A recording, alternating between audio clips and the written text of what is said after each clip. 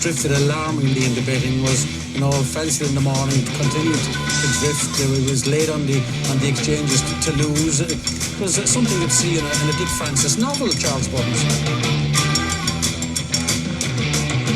The ground is soft. It's heavy. It's soft on times.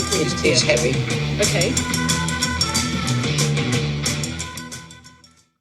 And a very good evening, everyone. Bar Steward's Inquiry Sunday Sermon, and we've got a bit of a special this week. Joining me, as always, is Mr. Lee Keys and John Lang, but we've replaced Chris, and I'd say this is a big jockey upgrade because Mr. Kevin Blake is here. Kevin, great to have you. Good evening. How are you doing? Yeah, thanks very much for having me, lads. A long-term listener, first-time participant, so probably last time as well, so we'll enjoy it. That'll be your choice, not ours. Great to have you, and I think we've got some interesting discussion points tonight. Bit of a different sort of show for you, less kind of what's your favourite flavour of Starburst. Happy to ask you that as well, Kevin, but come on to that in a bit, I'm sure. Yeah, A1, yeah, would never say no to a Starburst. Good stuff. All of our listeners, I'm sure, will know you by now. I'd be amazed if not. But it would be good to get just a bit of an overview from yourself as to how you fell into the great game that we're in these days and what sort of brought your love for racing. Oh, God, I'll try to be super quick here. Like a job interview, isn't it? Yeah, because it's been a bit, but look, no racing background. Both my parents' families, small dairy farmers, live kind of 10 minutes from Ballydoyle, 5 minutes from Tommy Stack. I just started to take an interest in my teens. My dad bought a mare down in the pub for 500 quid off a chap that worked for Tommy Stacks. I didn't have a clue what he was doing, made an impulse decision, and I just kind of steadily started to take notice and get a bit interested. And like, really, it was the betting side that got me properly, I suppose. From mid-teens onwards, everyone, I'm sure, listening will be able to relate. Puzzle just intrigued me. So such a depth to the game. I kind of knew from mid-late teens onwards I wanted to be involved in racing. Didn't quite know what it was going to be. Was I going to try to be a bookie, a trainer, pro punter? I didn't have a clue. All I knew was that I wanted to be in it. And I just kind of found my way. I was conscious that I didn't have a background in it. You're surrounded by people that have been raised in a stable in this game. So I went and worked a breeze up season with Conmernan when I was 17. Pure chan. And I know John Joe will be able to recall this. I got a break in racing journalism on account of the Betfair forum. Ah, the heady days, I hear. Oh, I tell you, back in the good old days, early noughties, because none of my pals in school knew anything about racing or had no interest. So I was crying out for people to talk to and learn a bit from. So I found myself onto various racing forums, the Betfair forum, the KFC forum, the Kitchen. John Joe will know all about that. But that's a niche one now. There'd only be so many people that know about that one. I dropped out of college my first go. I was doing something that I didn't really like, dropped out, sent CVs to everyone in racing journalism, got one reply. And it was from the Irish Field, and it was because Don McLean, who now you see on racing TV all the time, he was a reader of the Betfair forum, and he connected my name to my username on the forum, and he said, right, we'll try and get you a go if we can. It took a little while. I was 6 months waiting, but I got a go. That was my break-in with them. Where did I go? Oh, yes. There's so many twists and turns in this. Again, I'm trying to make this really quick. I got a job for the Sportsman when I was back in college for round 2 in college. Doing equine science, which I actually really liked. I got a job with the Sportsman freelancing. Again, a lot of people listening won't remember. I'm sure some of you will. Very brief effort at competing with the Racing Post and going brilliantly. Freelance work. I was working 7 days a week. I couldn't get enough. Was making loads of money for a young fella. Life couldn't be better. So I took a full-time job, dropped out of college for the second time, and 2 weeks later, it went into administration. That actually happened. Bad luck seems to follow us, so at least it's not just us. Yeah, 2-time college dropout at the age of 19. Country economically wasn't in great shape, but luckily I got a gig with Timeform. I was there, an Irish representative there for 2 years. Then went and I thought I wanted to be a trainer, would you believe? And I thought I better make a move early. So I left that, which was really stupid. It was a very safe, secure, very good job, really enjoyable. And went and worked for an upstart trainer in Wiltshire called Jeremy Gask, Australian man. And that was set up down there. Beautiful Sutton Venie. Spent 2 more years there. I was pupil assistant in the mornings, racing manager in the evenings, which was a good mix for me of learning and I suppose doing what I was good at. And decided I wasn't going to be a trainer. Came home, really struggled for writing work or any sort of work really. So really betting sort of took over then. for much of my early mid-20s, because that's all I had. I had a skill set, but no one was giving me work, so I had to do my own thing. And look, that you all know the crack there. It's not always fun, but worked very hard at it and made it work. Ended up writing a book called It Can Be Done, which you'd have to dig very deep to find nowadays, but it was just documenting a year in the life of someone that was trying to make a few quid betting on Irish racing. That went well in its own little niche space, and ironically, it led to me getting much more written work, and it got me a go on at the races. The media work just started to kind of grow and grow from there. Had a succession of right place, right time things. Sort of overtook the punting as the kind of the most important thing I was doing at the time. And then I suppose the next big thing was just over 8 years ago, I got in touch with Joseph O'Brien.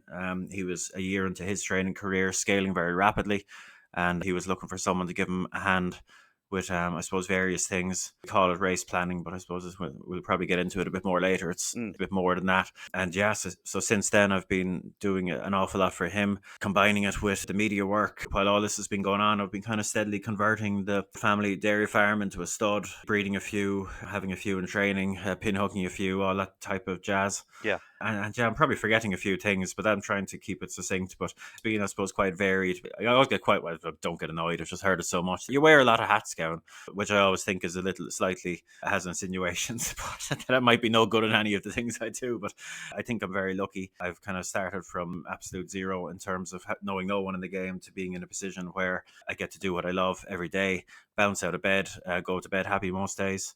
And I think I'm really, really, really lucky and very grateful. People even want to talk to me about it. So it's nice. Absolutely. Kevin, just a question for you. R.E. Jeremy Gask. Yes. He was considered quite decent in Australia when he came over to the UK. What I noticed about Jeremy Gask was he was puzzled as to why he couldn't train many winners when he came over here. And there was one damning precedent that he actually did as a trainer. Oh, I know what this is going to be. He dropped everything out, Aussie style, where they swoop the pack and finish fast down the outside. And the Simcock approach. Yeah, that ain't happening at Folkestone, mate. You're not going to run at 7 at Folkestone and drop one out, and then you're wondering why it's finished 5th. Yeah, it was such an interesting experience, that, because people were telling me at the time, like, look, if you want to go and learn and you think you want to be a trainer, go into one of the big yards, be it in Ireland or England, and learn how to do it the right way, blah, blah, blah. I didn't feel like that was the right thing to do. Yeah. I went into Jeremy's. He had about 50 or 60 horses. Like, it was essentially built from a green field. That training yard, it's a beautiful training yard. But like you say, he came from Australia, which stylistically is very, very different. And I think he came in with the view that, look, maybe some of the things we do in Australia can be applied here, and we might be able to get a little bit of an edge. And it was a learning process for him. It was a learning process for us. And it was just fascinating to see it play out, because you get to see in real time things going wrong. It didn't always go wrong. In fairness to him, he did train plenty of winners. They came within a snoz of winning the King's Stand one year. In fairness to him, with Medician Man. But it was just fascinating. And Jeremy's a very interesting guy. He's very intelligent. He thinks about it a lot. And he was a good man to kind of think out loud. So for someone very young at the time trying to learn, it was really interesting, because you got to see things going wrong. You go into Gosden's or Ballydoyle or someplace, things go wrong, but most of the things that have gone wrong 20 years ago, and they changed things so that they don't go wrong very often. Whereas there, I found it really fascinating. And like you say, he trained a bit Aussie. He wanted them to, like, a lot of the works would have been over 4 furlongs, 15-second furlongs for 2, and then evens 2, and then come home 2, really sharp work. And the consequence was a lot of them would race quite freely when they got to the track, tended to translate into, like you say, kind of burying them and looking to come home. But look, from a betting point of view, and look, I would have been betting his horses at the time too, when you got to know how it was all working, you could translate it into quite a useful pattern, i.e. they tended to get themselves quite well handicapped, because he didn't take them away for racecourse gallops. For the first 3, maybe 4 starts, they were very much learning. And, we started to lean into it with the way the horses were campaigned. We might start them off a bit shorter than where we thought they were going to end up. And there was generally a lovely pattern with them. If you were backing Jeremy Gask horses on their 5th lifetime start, to give a simple example, you would have done pretty well over the years. And a lot of the ones that turned out to be the better horses, you'll notice if you look back, a lot of them would have started off quite a bit lower. So it's like anything. It wasn't really an appropriate way to train for the UK, but it had a pattern to it. And I think you can do that from, an outsider looking in probably could have figured that out if they look closely enough. They mightn't have known the reasons why, but they could have figured out the pattern. I know, when I came home and went punting, a lot of that was in that. I was betting essentially solely on Irish racing. And you're just trying to figure out as many trainers as you can, what way to do it. It's a small country. You can talk to a lot of people. You can talk to people that work for trainers, and just little tidbits you pick up along the way about, do they bring them away to the track? Do they bring them away a lot? For racecourse gallops, I mean. You can just add pieces to the puzzle and build a picture that end up with you getting on the horses at the right price on the right day. Very good, thank you. Really interesting experience, Kevin, and obviously lots of varied backgrounds from your side. I start to feel quite embarrassed. I don't know how you fit all that in with 24 hours in the day that we get. Quite impressive. When you love it, it's okay. You just wake up, you start, and you keep going, and then you go to bed. Yeah, very true. And I guess just to touch on some of the stuff you highlighted, look at the punting side of things. That's kind of the core of our show, and some of us within here, Lee and John, for example, have been decades in the sort of pro punting world. I don't know how much betting you've got time to do these days, but how difficult do you find it these days in comparison to maybe those sort of heady early noughties days when you were doing it full time? Yeah, sure. Look, it's totally different, as we all know. And thinking back even 10 years, like, it's changed. That it was already changing quite significantly back then. And when I was betting particularly strongly every day in Irish racing, the races I was betting in was mostly low-level handicaps. They wouldn't go up until 10:30 or 11 in the morning on the day of the race. So you'd be sitting there refreshing. At the time, as a legacy of my time in Gasks, Ladbrokes were using me as a marker account when I was in Gas, so I was able to get a good bet on. And that we managed to keep that alive when I came back. And you just literally sit there, press and refresh. You'd have a price in your mind, and if it was the right price, you'd take it. And it was so simple. It was so simple. And that obviously changed with time. Quite quickly after the book was written. I don't know how much they enjoyed the coverage that it was given in that, but you have to go down different roads after that. Like, I wouldn't have had a bet in my own name since then, and that's, Jesus, what's that? That's certainly over 10 years ago. We're almost heading back that way, aren't we? You mentioned kind of the early prices piece. I mean, you've seen as a result of kind of media rights deals falling and things like that. We probably are looking at a time now where morning and certainly overnight prices might have died a death by now. Yeah, look, it's fascinating the way the game is moving, and you guys cover it a lot, and look, you would be really concerned. I think racing is definitely falling down the priority list of those big, extremely powerful bookmaker groups. It's very expensive, for the bookmakers. It's a massive pain in their arse, I'd imagine. And look, America for those big groups is it now. Gaming is it, and you just fear about the direction it's moving. And I think, and look, it's obviously been, you guys have covered it brilliantly there in the last couple of months. I think we're in quite a crucial juncture at the minute in terms of how we play this as a sport and an industry. And I'm not against the sort of punchier approaches that they've taken, what Lord Allen has come in and tried to do, what they've done with the axe the racing tax. But my overriding feeling, and it's not a useful feeling to anyone really, is I just wish they got themselves organised and a bit punchier 5 years ago, 6 years ago, 7 years ago. I wish the racing press had got as animated as they have about affordability and the racing tax as they did about stake restrictions 10 years ago when that started to become an issue. If there had been as strong a media campaign back then as there is now around these new issues, maybe we could have found ourselves in a situation like they got in Australia at the same time when they got their minimum bet guarantees. Obviously, you'd be laughed at if you suggested that now, because in the meantime, betting has become so toxic that if for anyone to stand up and say, well, you should be allowed to have a bet of this size, you'd be laughed out of town. That wasn't the case 8-10 years ago. You could, and I wrote about it, substantially at the time. It certainly wasn't getting laughed out of town. The bookmakers were rearing up about it, but I think if there had been a good lobby and a good push behind that at the time, with the precedent there for it happening in Australia, we might have had a shot. But look, I don't think that necessarily aligned with the interests of, I suppose, many elements of the racing press at the time, and the push just didn't come, and I think that was a missed opportunity. It almost feels a bit kind of after the Lord Mayor's show now, like you say, with these sort of decent movements that are being made, but just far too late, really. You're certainly more in touch with the Irish game than ourselves. Do you see the Irish game in a healthier state as things stand from a sort of betting perspective and general welfare of the sport? Pros and cons. A massive difference in Ireland is that HRI own and control the fixture list. And no one talks about the importance of that. That is hugely important. That is ultimately the fundamental biggest problem with British racing, because everyone knows there's way too much. Way too much. Anecdotal example, staring at the screen in absolute disbelief this morning. Joseph has a horse entered in a 5 furlong maiden at Hamilton on Monday, okay? And there's 7 entries. Looks a poor race. I think 4 of them have declarations elsewhere equally small field, bad races. And the discussion we had this morning was, will this race get 2 declarations? We want to run. Yeah. We think there's one more to run. We don't know if we'll get a third. I just find that incredible. And we all know it's a massive issue, but they don't control the fixtures. So they can't do what they need to do. Whereas in Ireland, at least we have some control. We have full control.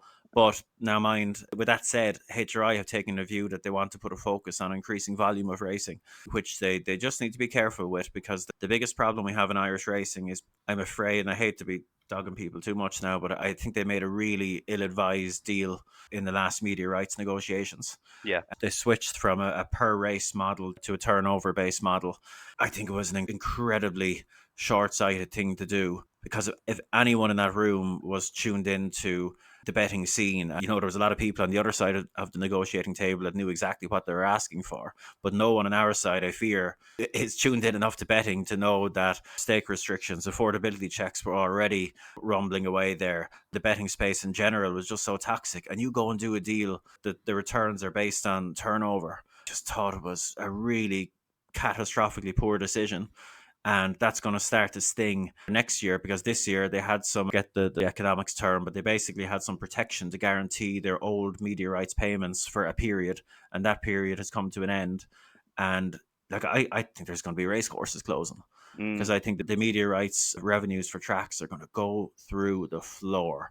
And a lot of tracks who have become so reliant on it and maybe walked away from some of their older business models that was reliant on getting people in the gate and getting sponsors, etc. They've gotten a little bit fat and lazy on the media rights payments.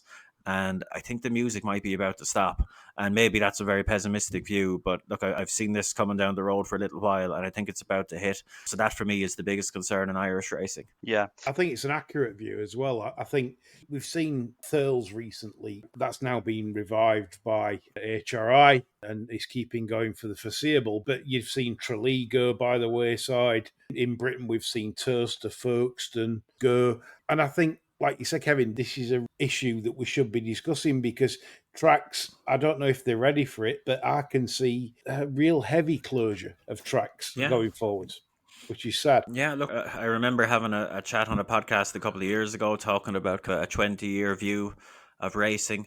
And I could see certainly half the tracks that are in the UK and Ireland now being closed, which sounds like really a harsh view, but a lot of these tracks just aren't viable. It doesn't make sense. You've got these big 200-acre sites that only have activity on them X number of days a year. It doesn't make sense, and it will make a lot more sense for a lot of those tracks just to sell up, particularly the ones near urban centres. And look, what's it going to look like in 20 years? I think we're going to have a much smaller number of tracks. I think we're going to have a fair old focus on all-weather racing, whether you like it or not, because they're much more viable businesses, because they can race much more often.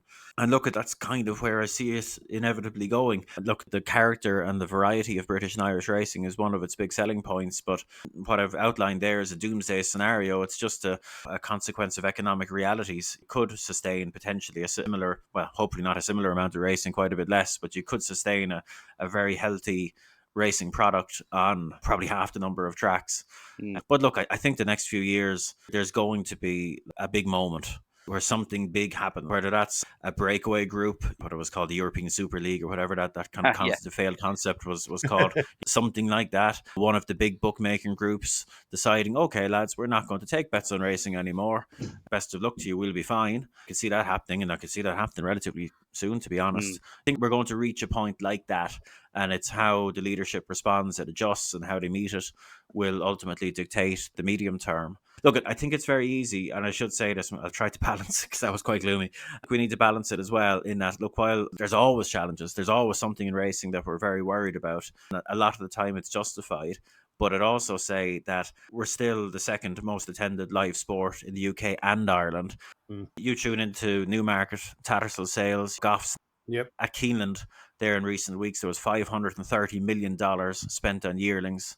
Whilst that is the case, and people are willing to spend like literally billions on yearlings to go racing, not because it makes economic sense, but because they want to have a crack at having a good horse and enjoying the experience that horse racing can give them. While that is there, I think we can survive a lot.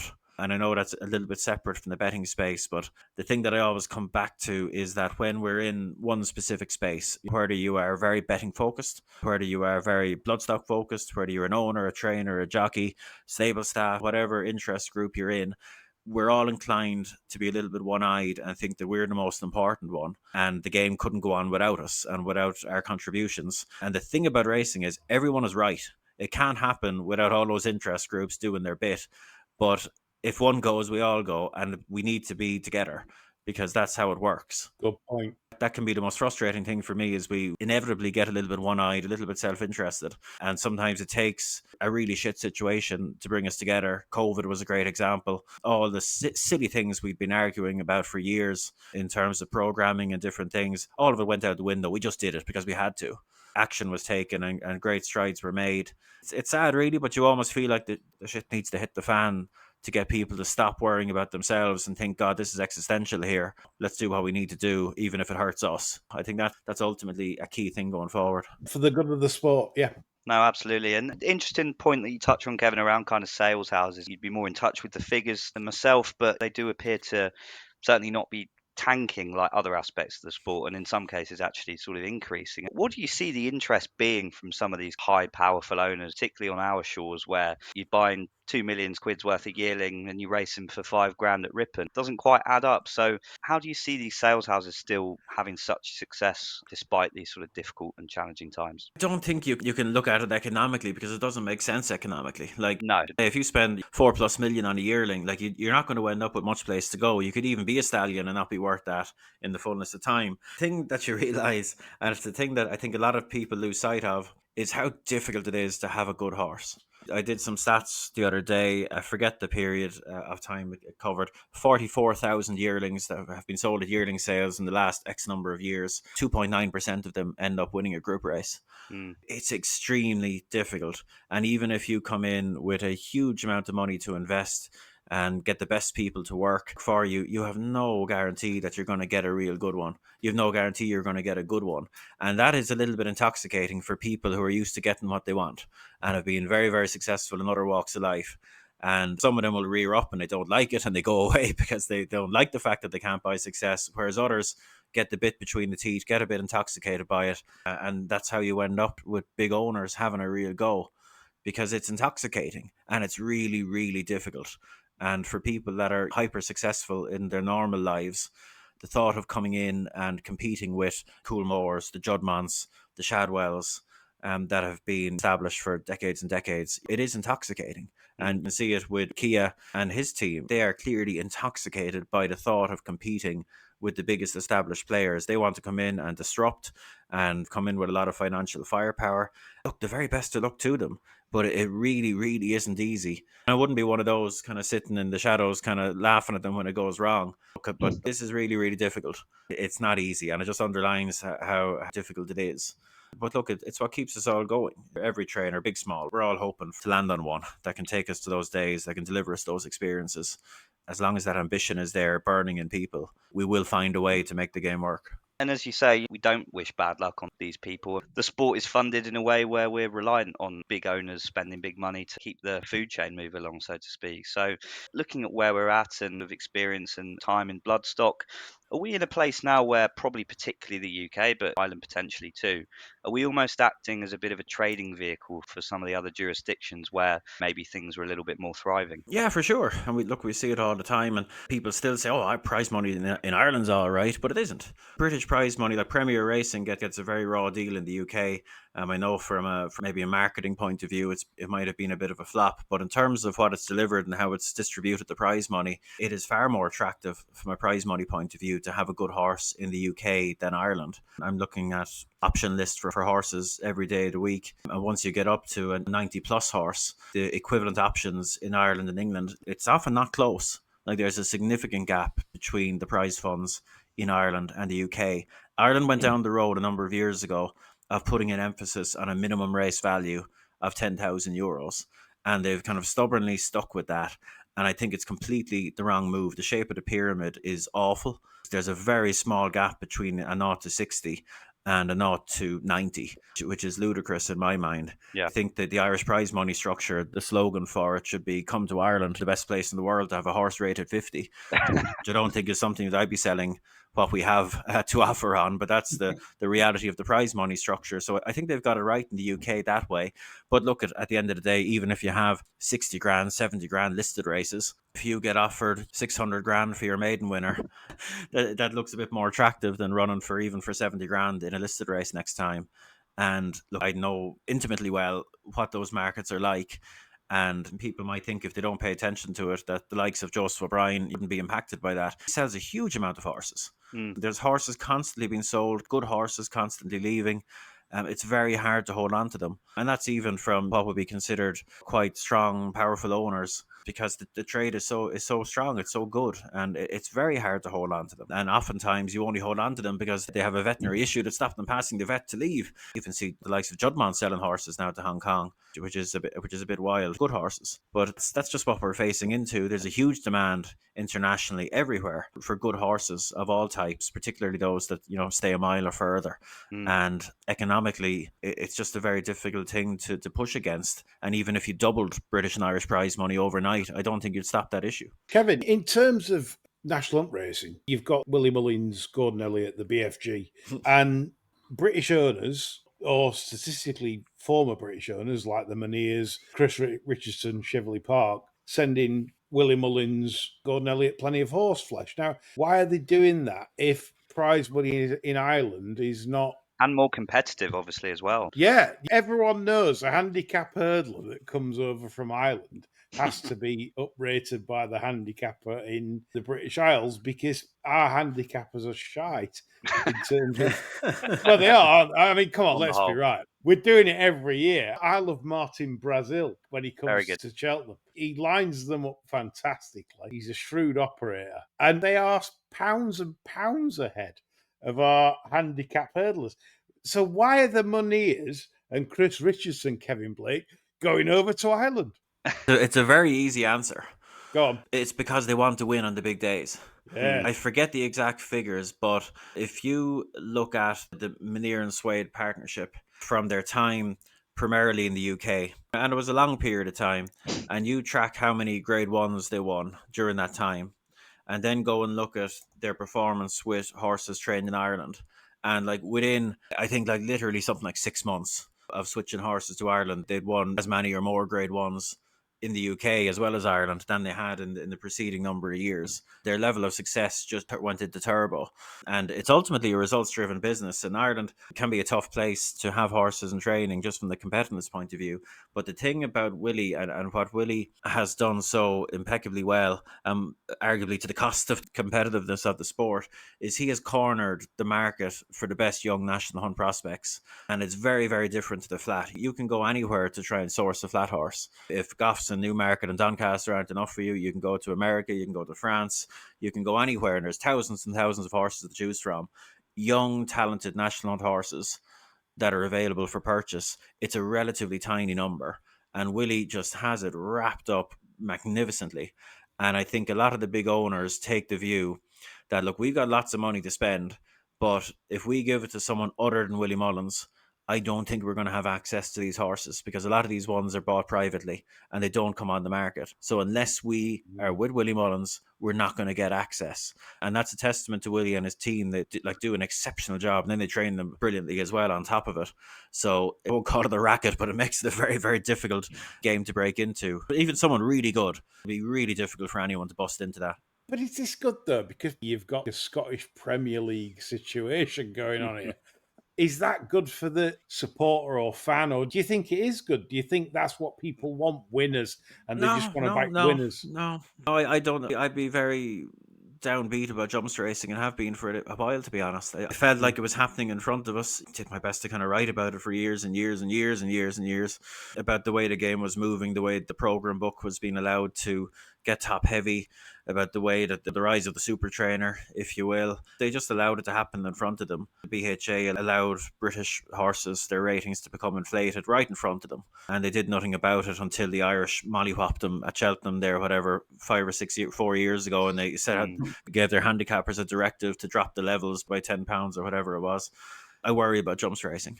I worry about the way it's moved in terms of competitiveness.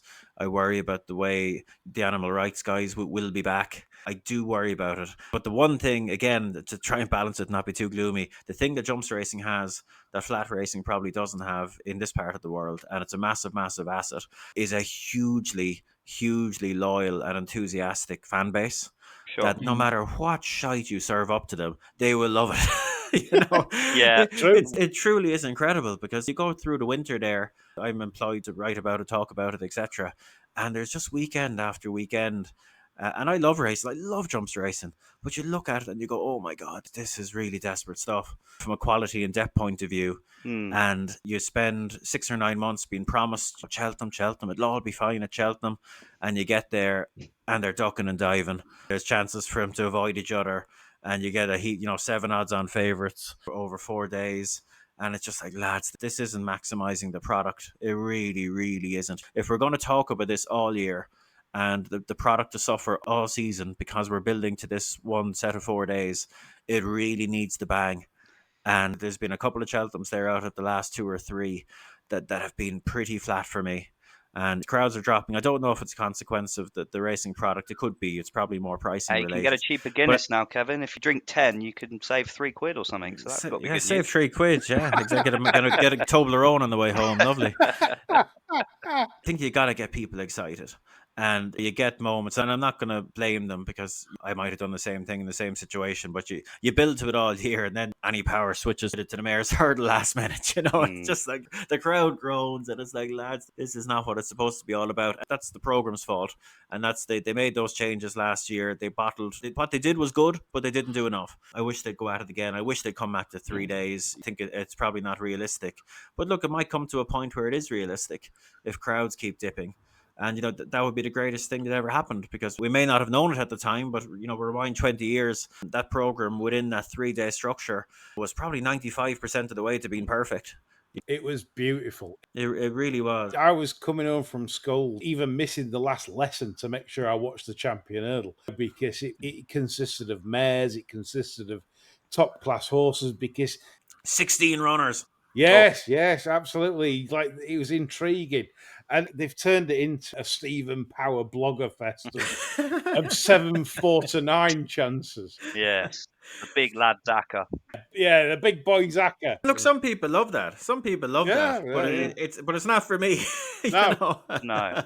We want championship racing. That's what we want. Championship racing. Big time. Imagine if you'd stayed for that last lesson, though, Lee. Yeah, you might not be sat here talking. Well, not Kevin, but us other idiots. Well, it did once. I backed Celtic Chief instead of Celtic Shot, so there you go. Should have listened Ended more. badly. Some good points, Kevin. And coming back to kind of sort of recent rule changes that have been made and anti-competition side of things, what's your thoughts on? We've had the Triumph rule change. We've obviously had instances where limited numbers of handicap runners from the same sort of stable and that kind of. Are these good for the game, or are these just trying to salvage what's left of it in a sense? Like, my view is they need to do something punchy. Yeah. I don't think kind of willing this and picking and poking and plucking is going to get the result that's needed, because the horse bolted quite a few years ago and he's a fair way off in the distance. Running after him's not going to be any good. I think you need a blunderbuss to get him. Look, it almost pains me to say it, because I know it's not right and I know it's not fair. But to me, having thought about it a lot, like, the only thing that might stimulate the kind of change that we probably need to happen in the game. And they did float the kite, and the kite got shot out of the air in them and they gave up on it. You mentioned it there, limiting the number of runners in, big handicaps by trainer. It would be wrong. It wouldn't be fair. It would be unashamedly targeting your Willie Mullinses, your Gordon Elliott's, particularly Willie. But if you did it, it might just stimulate the kind of change that you need, which is ultimately for good horses to be spread around a bit better. At the same time, you attack the race program, you turn a lot of those terrible grade 2s back into handicaps, and you can go at it really aggressively. And look, I think Willie would react. Patrick would probably take out a trainer's license, and that's perfectly fine. I'm not upset about that as such. You leave yourself open to all sorts of skullduggery, don't you? Suddenly your man appears with a license and starts sort of 65% strike rate, and there is kind of that side of it as well. And look at you, and you won't avoid that. You won't avoid that. But look, the other side of it is it would be fundamentally unfair to do it, because the likes of Willie and and Gordon and any big trainer, they built up their business. They built facilities that can accommodate X number of horses, and it would be fundamentally unfair to tell them you can only have X number of runners in top races. But would it have a positive impact for the greater good of the sport? I think it probably would. Would they be brave enough to do it? The answer is probably no. Like I said, if they floated the kite, could the BHA do it and go on a solo run and not get the Irish on board? If it was going to happen, that's probably the way it would happen. They'll still turn up, won't they? They're not going to shirk. Of course they'll still turn up, because look, people will cry and moan. That's the power that Cheltenham has, and that's been my view for years. They have so much power, and they might not even realise how much they have, that they could be really aggressive with how they treat the festival. And they might upset loads of people. There might be front page headlines for 6 months, but everyone will still turn up. But after they made those changes last year and got rid of the bus chase, how many people said, oh, we'll just go to Fairy House instead? They all turn up at Cheltenham. They always will. So I would be in favour of a more aggressive approach.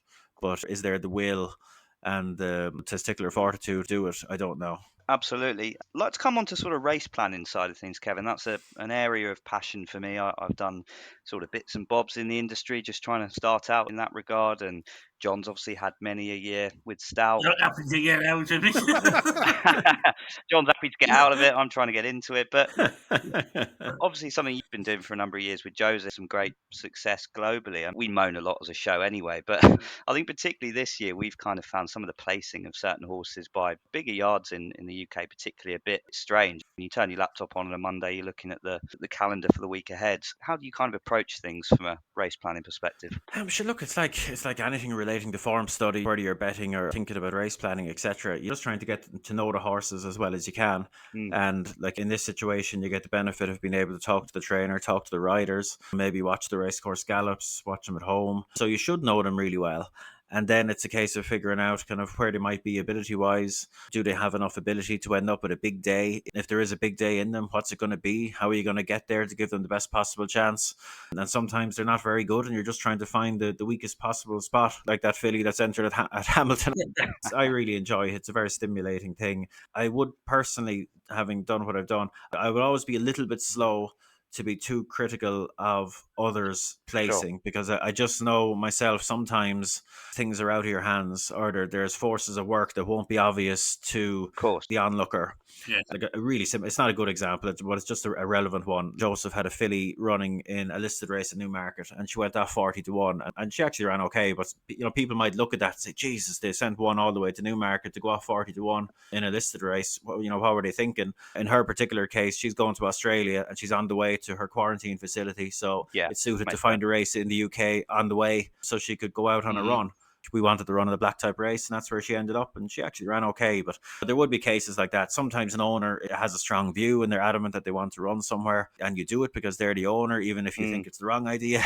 I'm not saying they're regular things, but it just always makes me a little bit reluctant to be critical of others, just because sometimes there's things going on that you wouldn't be cognizant of, I suppose, from the outside. Yeah. Kevin, the strengths of Baby Joseph that you think as a trainer that he brings to the table, because obviously you know him and work with him. And secondly, I've always wanted to know, when you see a right bastard at home, what do you say to the Baby Joseph, or like the owners? I've always wanted to know this. How do you go about that? So I'll go with the first part first. Main strengths. Look, I think he's a brilliant trainer, genuinely. I think he's probably underrated because, he's in that funny space where across both codes, obviously. He has the name he has, and people almost assume, of course, he's good. But I think probably his main strength, he's not afraid of getting beat. I think that's really important, because I think, and I watch a lot of trainers, and I think a lot of them are fundamentally afraid of being beaten. They're afraid of coming away from a race feeling like an idiot for trying something. And he doesn't have that. He's had, sorry, it's sad that I know, he's had 22 Group 1 winners on the flat. Wow, didn't know that. No, that's a good number. If you line them up, you look at them all individually, the majority would have been double-figure prices. I could go through them all, and I probably wouldn't have been in favour of him running, more than half of them, because it looked really punchy. Almost all of them would have had alternative, easier options. Think back to the likes of Al Rifa, Scotty Champ, Tennessee Stud. When they won their Group 1s at 2, they all had immediate and obvious listed race options. They're all maiden winners. But what I've noticed with Joseph over the years is that when he has faith in a horse, he just completely takes the reins and say, look, I think this is a good idea. I want to do it. In terms of making a punchy move, I'm not going to say he gets it right every time. No one does. But to have that bravery of throwing them in the deep end is really important. And it's been a massive difference maker to his Group 1 bottom line. Because I see an awful lot of trainers, and I just know by the way they campaign, the biggest fear for them is coming away, having thrown one in the deep end. It disappoints, and they think everyone's laughing at them, so they don't do it. So they always go for the little conditions race rather than the listed race. They always go for the listed race rather than the Group 2. And those trainers, you look at their Group 1 tally and it's reflected in there. Joseph just isn't afraid. And it's a great thing for a trainer to have. And look, it helps when your judgment is good and you make those calls correctly. But look, in the space that he's in as a trainer, what used to be when he started was about having as many winners as possible. And then it graduated to as many stakes winners as possible. And now judge your year based on how many Group 1s you've had. For him, that might be 1, it might be 2, it might be 3. The most he's had in a year is 4. And he had 0 1 year. So that's kind of where we're coming from. He's on 1 for the year at the minute. The next few weeks is a bit of a hot spot for Group 1s. And you hope that he can have 1 or 2 or maybe even 3 more, and because that's ultimately what you look back on the season at in terms of judging it. I didn't answer the second part of the question. It's very easy. Honesty, you just be very straight. Yeah. He'll be good and blunt when he needs to be. It's a big yard, but it's a yard that all the stables are full. Look, I think people have figured out as well, the clever people like the horse watchers and a few others, people shouldn't be afraid to buy horses out of Joseph's coming up to the HIT sales, because it's a very simple question for him. Can this be a stakes horse? And if the answer is no, they're probably going to be getting moved on. And there's plenty of mileage left in them. That's what he wants. He wants stakes horses. And there's been horses that have left the yard and won big handicaps and done really well for others. And that's fantastic, because look, ultimately it's about getting Group 1 horses, and you want to try and get, between 80 and 100 yearlings or breeze up horses into the system every year. And if you can find 1/2 Group 1 horses in amongst all that, you've done an all right job. And then you got to keep them right and maximize them. So it's really, really difficult, but you have to get the turnover. I feel, and talking to various trainers over the years and just observing. And look, it's a bit different in the UK, and it depends on who your owners are. But I think an error that a lot of trainers make is holding on to horses too long. Yeah. The ones that aren't going to make it. I think you got to keep them moving. You got to turn them over. An 80 rated handicapper can be magnificent, and the owners love them, and they might win a race every year. That might be considered A1. But look, I think if you want to be competing on the big days, you got to be replacing that horse with a yearling if you can. If you're lucky enough to have an owner that can do that, I think that's always the way to go. Turn them over, go buy something untried, go buy a breeze up horse, because that could be a champion. You just don't know until you know. And whereas the 80 rated handicapper with the best will in the world is very unlikely to bring you to the big dance. Just an old riffer, just going forward. This is a future Gold Cup winner, isn't it? It'd be a possibility. He'd give himself a good chance. Look, we were slow to put him up in trip. The reason why is pretty straightforward. With a horse like him that won a national stakes, your main consideration is, right, let's make this a stallion. Sure. So you're trying to win the Group 1 at 10 furlongs. He didn't quite do it. He had some fantastic runs. We won the Group 1 at 12 furlongs. He tried to win an arc with him. Didn't happen. He's now 5. So you're saying, right, where is he in terms of his commercial appeal as a stallion? And it was still there. But look, we felt that the best thing to do for him this year, especially after the Gannet, really. The Gannet was the first. I love that horse. I really do. But that was the one day in his life I was a bit disappointed with him, because he got quite flat-footed and outpaced. And I was just surprised. And I said, okay, you're ready to go up now. Look, he ran a belter at Ascot. It made sense to go to Ascot. But from that day in the Gannet, I remember walking out of the parade ring with Joseph, and we were talking Melbourne Cup then, that might be the thing to try and do with him. I thought he's been brilliant the last twice over a mile 6. And then look, Melbourne's a different beast. Look, he's got an awful lot of class. And it happens like once every 5 years. But if it rained before the race, like, Jesus, he'd take some whacking. Because he's fine on fast ground, but the locals just can't deal with 2 miles on softer ground. They just can't. If you look back through those years where it's rained, it's not been a good time for the locals. So if that happened, you'd be getting really jiggy. But I thought he was brilliant the last day now. And he's just a magnificent horse. He really is. I know he's not a tip topper, but geez, he's been some gem for us. Well, he's run into a couple, hasn't he? Yeah. Other years, he could have multiple Group 1s. I mean, touched off by City of Troy. He ran into Ace Impact. Yeah. Sometimes just unlucky with the kind of crop you come up against, aren't you? Yeah, look, he's a brilliant horse. You can set your watch by him. The one off day was the Arc, but there was kind of mitigating circumstances there. Look, the Attack is a legend, obviously, but Al Rif is a horse that's kind of quite behind the bridle, and he's a man's ride. Maybe 30 years ago. Not even. He just has the most beautiful set of hands. He has a very finesse-based style that works really well in Japan, but Al Rif is a big 17 hands man of a horse, and Dylan suits him really well. He grabs a hold of him and he tells him rather than asks him. Kevin, does Dylan look like Justin Bieber in your opinion? A kind of like 2009, 2010 sort of Bieber. He does, doesn't he? It's Justin Bieber. It's incredible. Like the light. Yeah, he's pretty loyal to the haircut, all right. Yeah.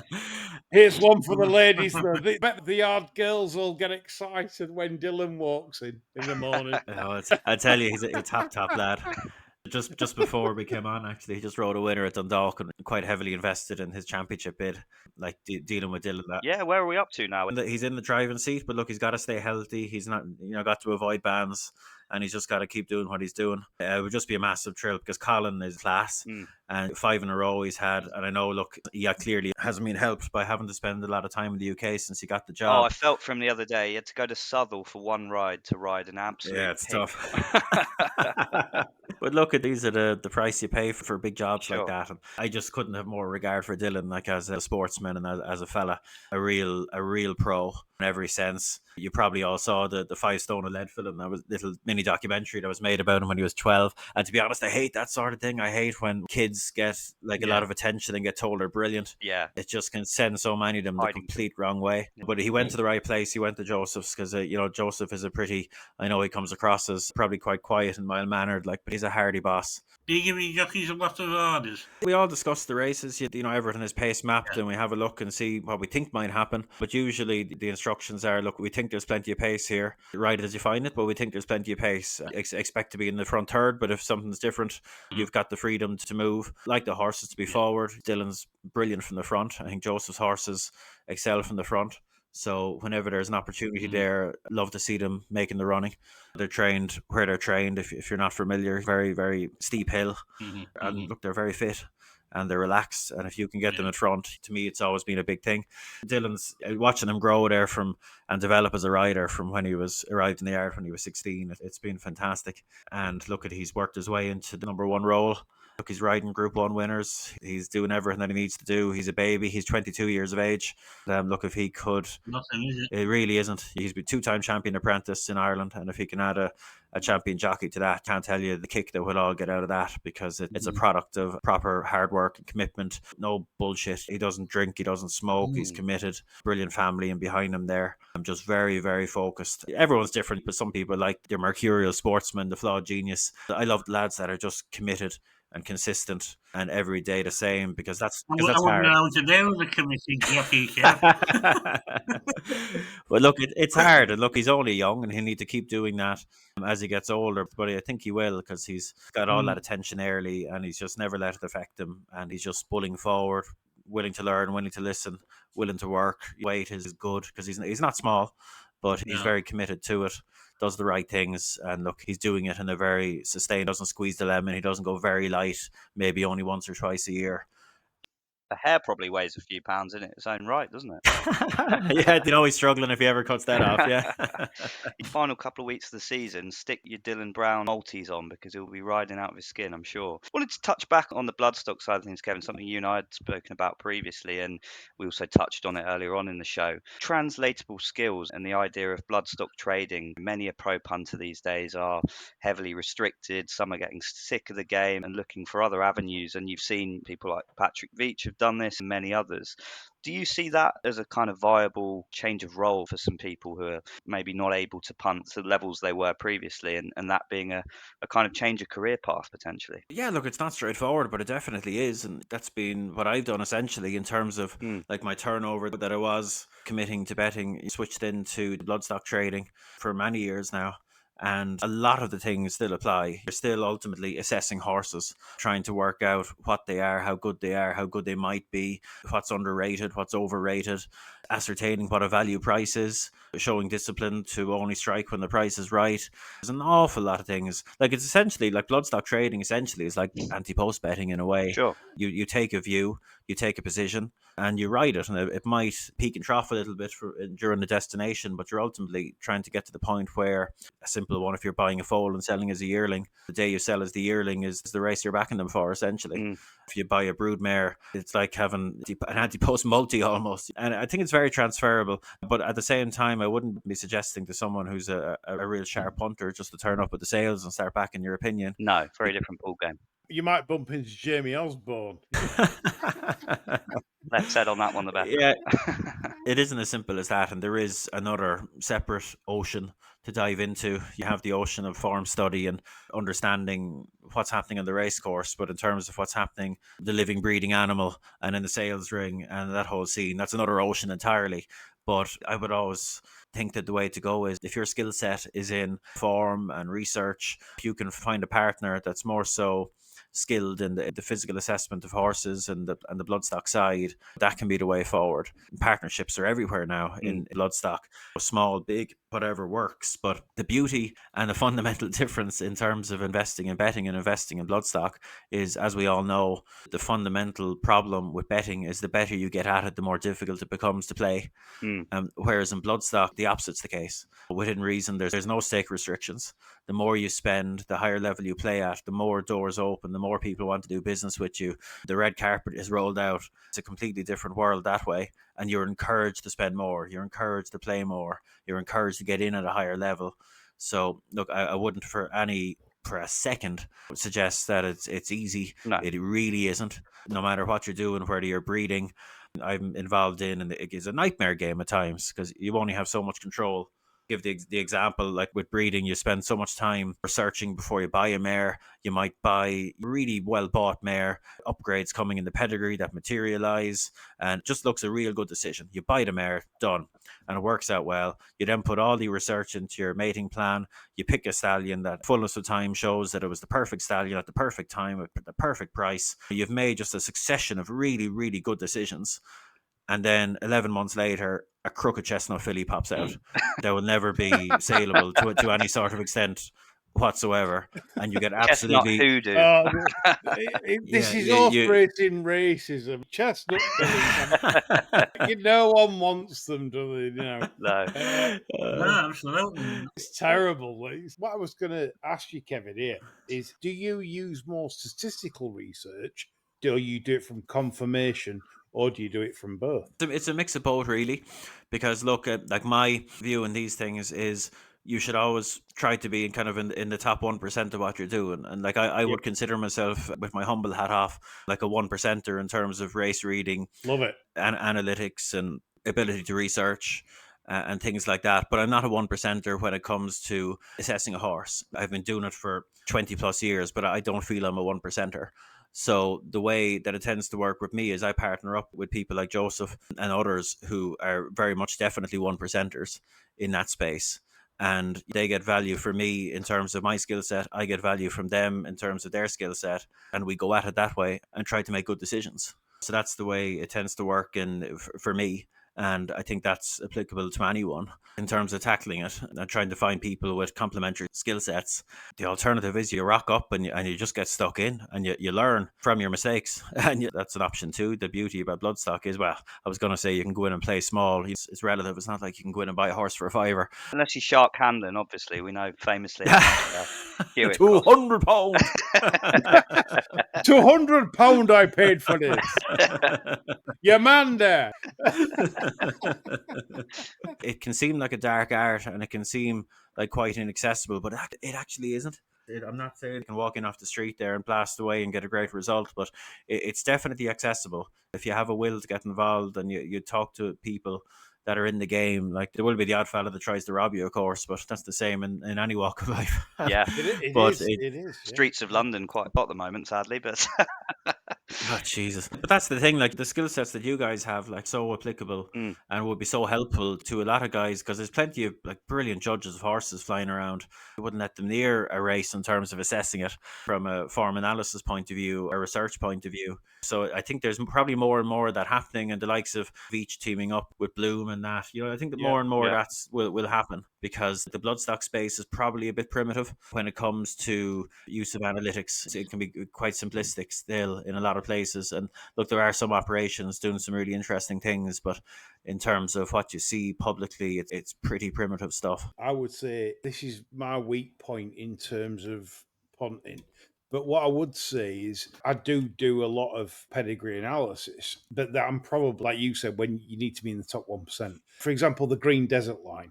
So you've got your Invisible Spirit, that side of the line. They like quicker ground, all weather. So when you're assessing a purchase, perhaps, do you like mixing the pedigree with, say, a soft ground sire or a sire that was a mudlark?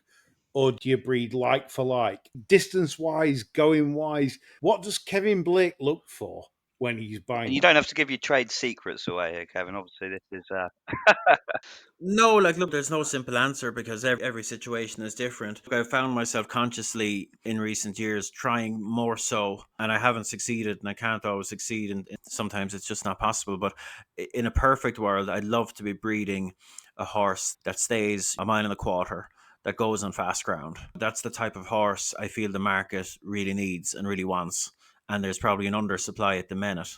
And look, you buy a broodmare, like, tends to be, you know, at least a 5-year investment. With an operation the size of mine, like, you're not adding new mares every year. But that's the type of horse that I'd like to be breeding, because that's the type of horse I think the market needs. And when you go, because I know when you go looking for them to buy them at yearling sales, your option list is pretty light. For example, I have a couple of German pals that have given me the job of looking for a very specific horse, one that's going to stay a mile and a half as a 3-year-old and go on quick ground.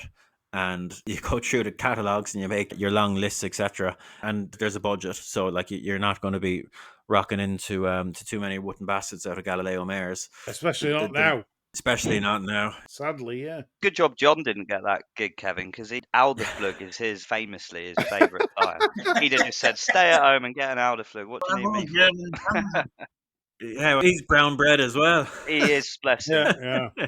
But the point is, it's not easy. There's not a lot of them there. So look, that's what I like to be breeding. I don't always succeed, and plenty of faster ones knocking around, having just sold a Star Spangled Banner and a Cody Bear. And I'd imagine the distribution within my own setup is going to veer more and more towards that way, because I think that's essentially what we need, and that's what there's an undersupply of. And when you're a commercial breeder, your considerations are a lot different. Like, I would love to be in a position where I could breed to race. It'd be so much simpler. You don't have to worry about fashions and foibles, and you don't have to worry about a lot of the conformation things, cosmetic things that you have to address as a commercial breeder. It would be such a simpler life, and your spend on nominations would be significantly down, because you could go to very, very capable sires like Autad, Australia, sires like that aren't standing for big fees, but are very, very capable. You know, I'd love to use them every year, but just commercially, you can put yourself in a tricky spot, because the market for those isn't nearly as strong as it should be. That's kind of where it is. As a commercial breeder, you meet all sorts of difficulties, and you can't always do what you think is the right thing to do, because I found out quite early in my bloodstock journey that being a contrarian as a commercial breeder is a quick way to the poorhouse. You might be completely right, but if the market doesn't want what you have, you're just not going to get paid for them, and you're not going to last. That's a little bit sad, but you have to go in with your eyes open if you're going to do this to try and make money. And ultimately, your primary thought, rather than being, as it should be, I want to breed the best racehorses I can, I need to be thinking, right, what's the market going to want in 2 years when I offer the product of this mating as a yearling? That consideration is just very high up the list, unfortunately. So, Mr. Kevin Blake, me and Mr. Jack Veach decided we're going to start off Jack and Key's Bloodstock Agency. I'd need the expert analysis of somebody like Kevin Ross, who bought Green Book, me and Christian Strangeway, that one at Cheltenham Festival. Yeah, good horse. Kevin Ross specialises in sound horses. He judges them on the walk and the joints. And I think that's important for investors to buy horses at a realistic level that are going to probably be more sound than something more flashy or potentially faster. And I think that was a lesson I learned. I wouldn't have the skills he has to judge them on the walk around the sales ring. Do you recommend that's something that professional punters could get into? Get in with a bloodstock agent and just say, this is our list on pedigrees. Can you judge them on the walk and their potential soundness going forwards? Yeah, 100%. And even at a HIT sale, they're probably going to be the most fruitful hunting ground for the forum student, because you have hundreds and hundreds of horses. You'll know many of them, and you can take a view.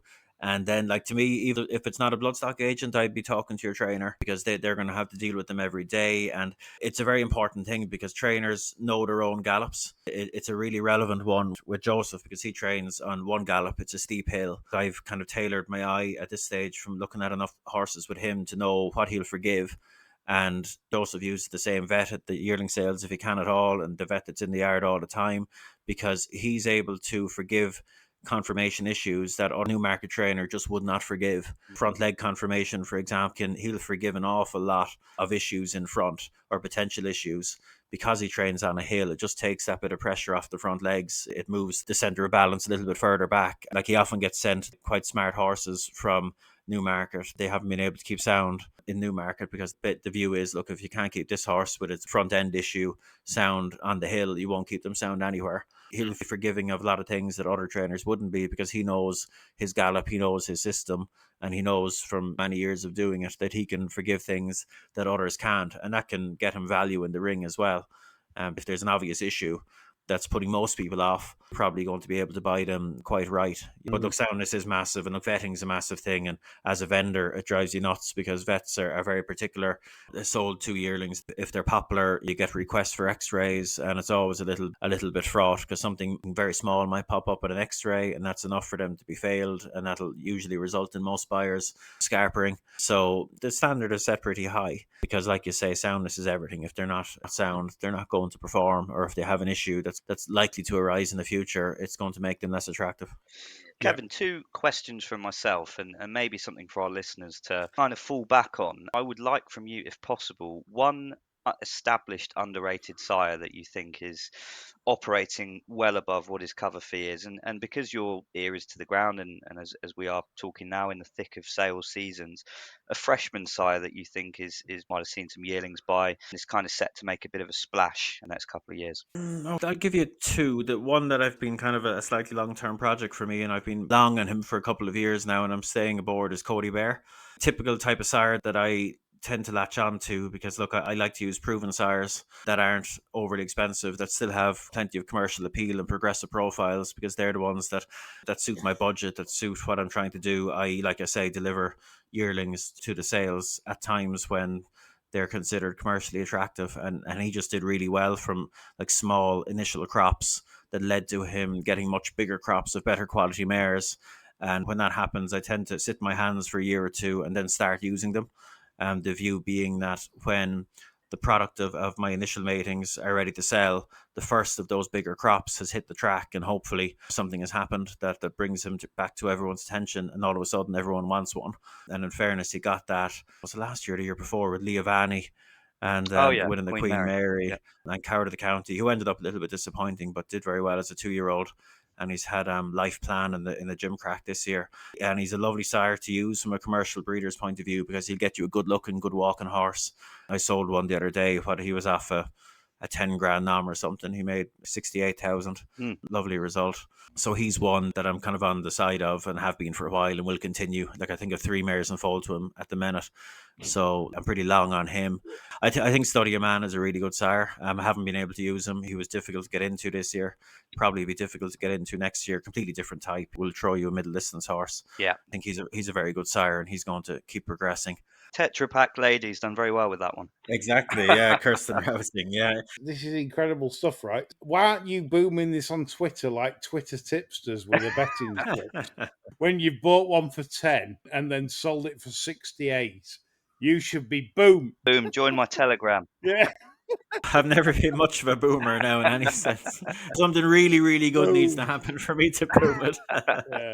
Look, it's fascinating. Like, and it's just when you watch the space closely, it's just fascinating because the stallion farms are so good at what they do in terms of promotion, most of them anyway, that if there's any type of interpretation of a quirky statistic that shines a nice light on their stallion, it'll be up there in the adverts. Yeah. And plenty of people will fall for it. But I think if you take a closer look, like a ratings focused look at the stallions, you'll find more, in fairness, that are overrated than underrated. But I think if you can latch on to one that's starting to click and get in, it's a satisfying thing. But the problem with it is usually you getting in means using them 1 year, you're on board for that particular mating, and subsequent foal you don't get a longer term interest. Look, something I've done a little bit of that's a little bit quirkier, you know, there can be opportunities to buy like a breeding right in a stallion, which means you pay X the day you buy it, and it entitles you to one nomination per year for the rest of the horse's life. You can back your opinion that way.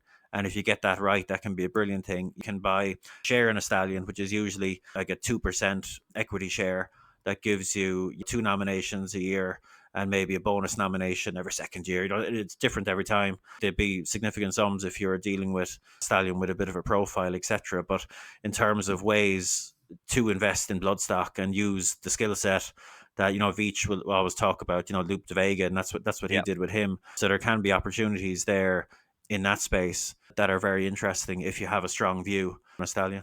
Just unlike Sir Alex Ferguson, don't get it written on a napkin because it doesn't end up. Oh, gee.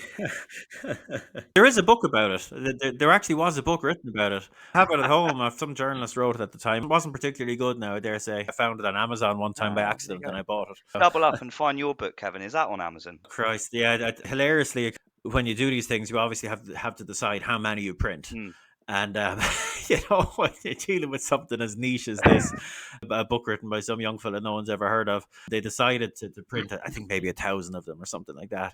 And I didn't know if that was really conservative or really punchy. But anyway, it actually did at its level. It did well, and they sold out like quite quick. So they got a bit excited, and they did a second run. I don't think the second run was quite as good as the first. So I think there are boxes of them somewhere in the Irish Field offices if someone wanted to ring them and get one. Some lucky punter is sitting on a box of Kevin Blake books.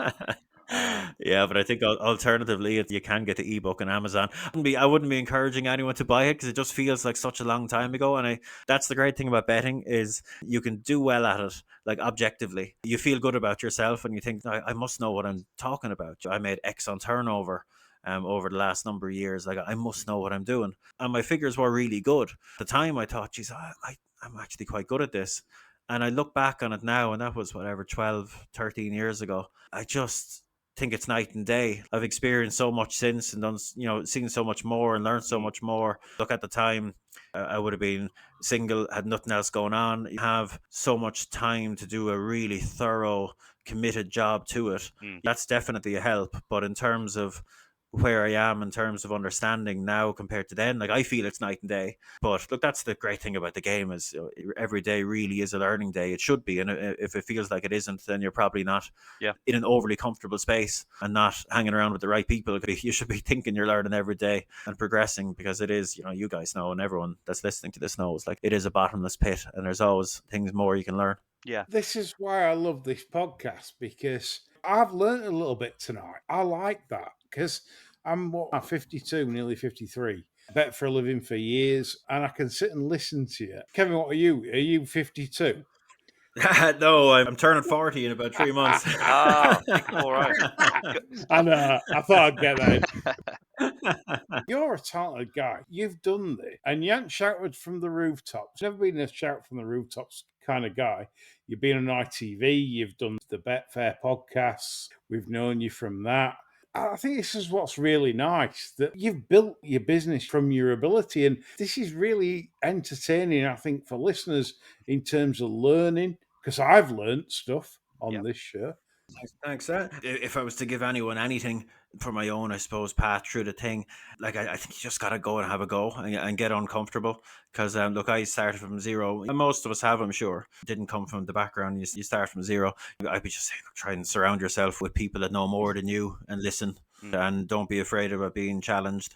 And don't be afraid to change your mind. It really is a fantastic game. Like, I know people will say, oh, it's an insider's game and nepotism, and look, these are all things, but I always found it in reason. You might have to kind of stand at the door a little bit longer before it opens, but like generally people have been very good. If you're pushing through and you're being brave and you're tackling it with the right attitude, like I think anyone can kind of move forward and get to wherever it is they want to be. Like the thing about me is I don't really know where I want to be, and I've kind of veered all over the place and kind of followed a bit of instinct, I suppose, as we've gone, and ended up doing things that I never thought I'd be able to do. But it's been great. And I don't know, you could ask me where I'll be in 10 years. I really don't have a clue, because if you asked me where I would have been in 10 years ago, I definitely wouldn't have given you the answer. Working for ITV, working with Joseph O'Brien, having runners here and there, breeding horses, really couldn't necessarily have seen it coming. So you just don't know. And look, I know there's probably more scope for that to happen with me, because I've always kept myself quite freelance, and if an opportunity jumps up, I can kind of take it. I know it's not quite the same if you're in full-time employment, etc., and it's a bigger deal to shift around and you can be a bit less spontaneous. But look, it's a fantastic game, it really is, and I'm so lucky to be able to do it every day. And look, we go a bit of a gallop, and the work-life balance probably isn't great, but it's delivered a fantastic life, very happy life. I'm hoping to be able to do it for another 40 odd years with a bit of luck.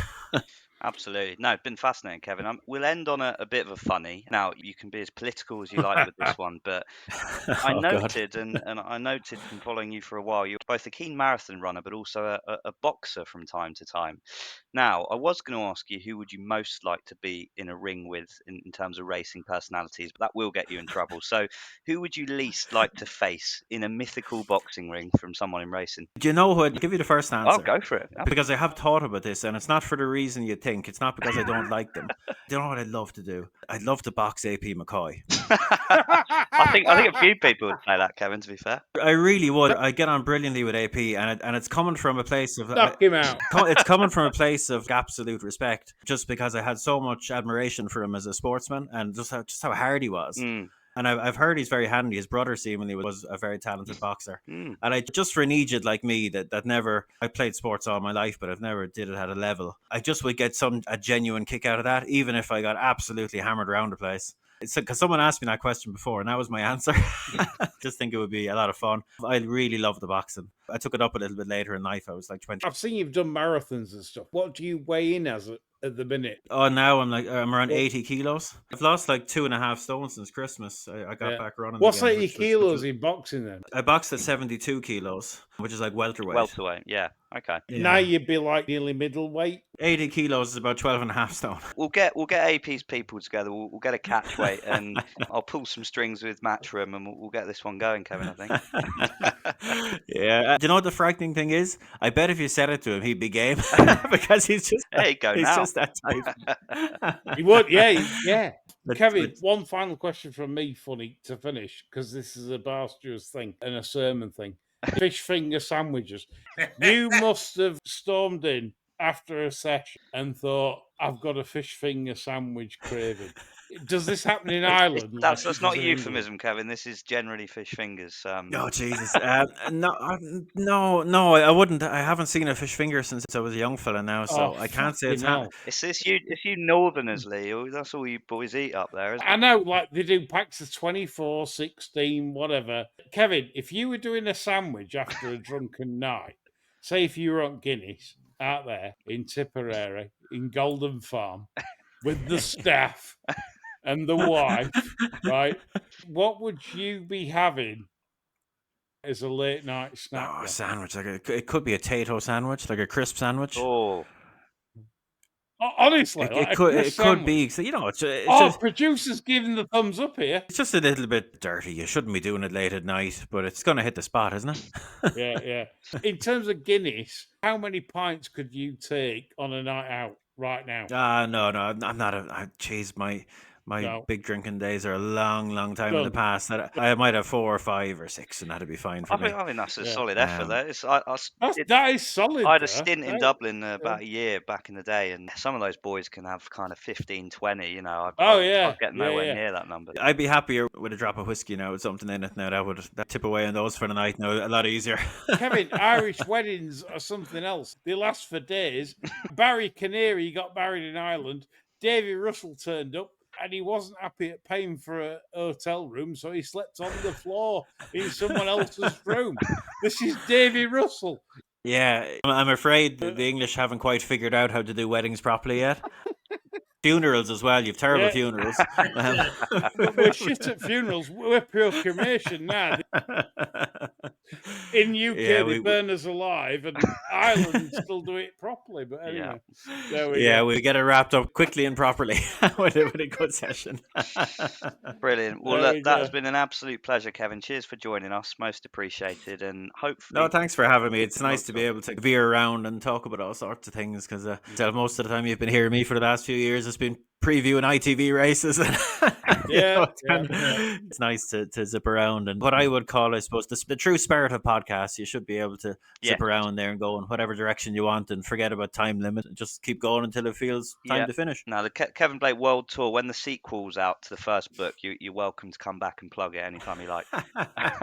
Well, this is it, because I've been locked up in exclusivity with Betfair for so long. This is what this is about. Like, there's shows that I've listened to and I said, oh God, I'd love to go on that sometime, but I couldn't up until a couple of weeks ago. So this is what this is about, and I very much enjoyed it. Brilliant. Well, thanks so much, Kevin. I hope everyone has got a kick out of that. We certainly have, and we shall be back soon. Cheers. Bye for now.